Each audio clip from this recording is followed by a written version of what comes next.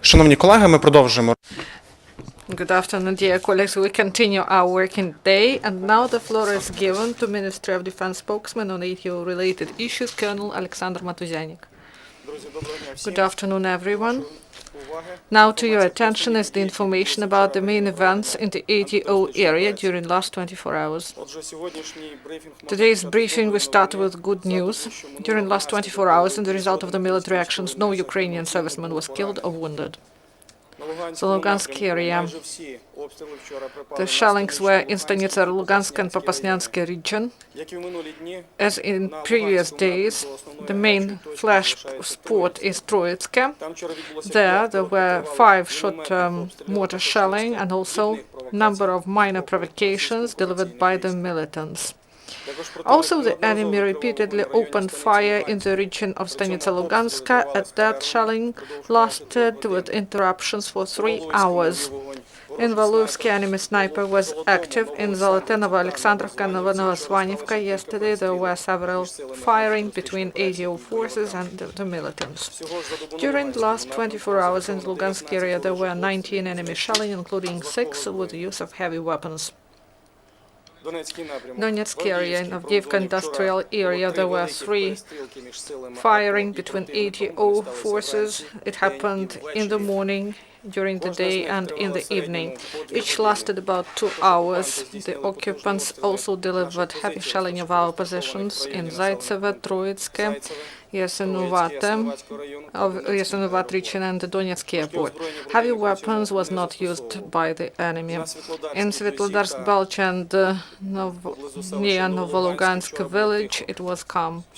During the last 24 hours in Donetsk area, there were 9 enemy shelling. In Mariupol area, the situation remains the same. There were 33 enemy shelling, including 5 with the use of mortars.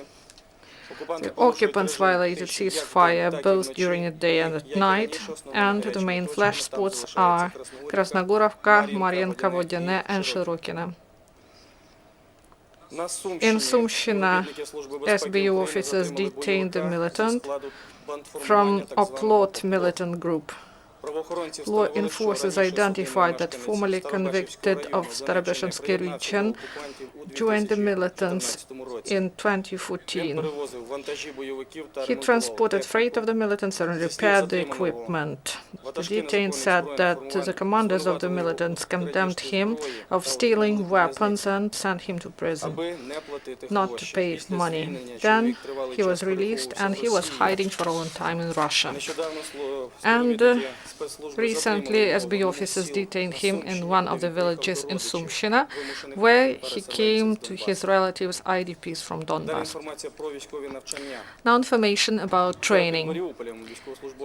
Yesterday near Mariupol, servicemen of National Guard improved their skills in firing with the use of machine guns. They had some firing exercises. They used different positions and different distances, and they fire in single shots and in rounds. And in Mykolaievshina, in training center of Marine Forces, they had some firing training and with the use of small arms of different type.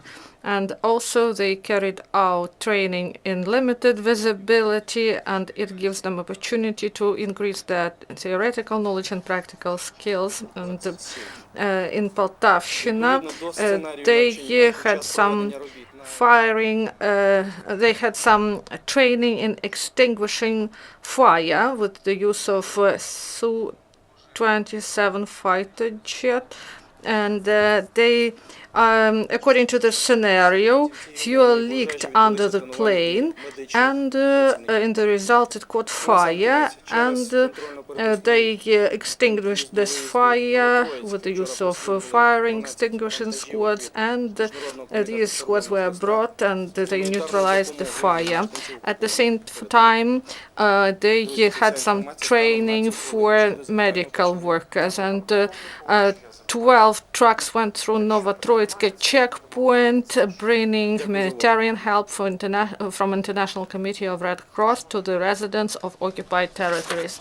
The last event for today is at 2 p.m.